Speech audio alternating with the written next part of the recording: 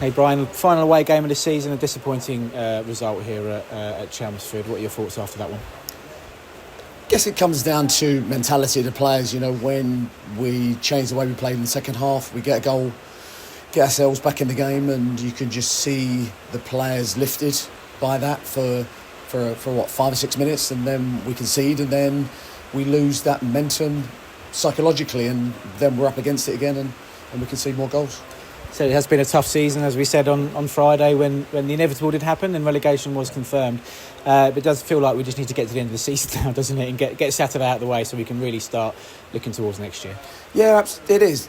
It's just, you're speaking to the players about careers and football, and whatever way you look at it, all you want to do is play football as a young man, as a young boy. That's what you've dreamed of doing, and wherever you might end up. And I know it's the end of the season, and it's been really difficult for everybody, and players as well. You know, they're probably thinking the same thing. You know, I want this season to be over, but there'll come a time in their careers when it's coming to an end, and they will look back and they'll have lots of regrets, and this season will definitely be one of those seasons.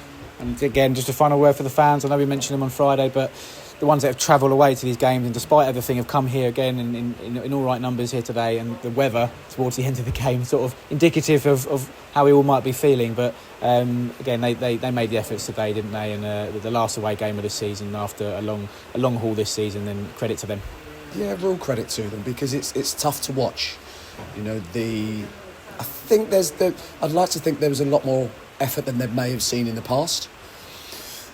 And they can go away thinking that, okay, that was a little better, but when you're still getting beat as heavy as we did today, it probably pales into insignificance, really, the effort, because bottom line is we've conceded 5 goals and scored 1, and when you look at the league table, goals for and goals against is exactly why we're in this position.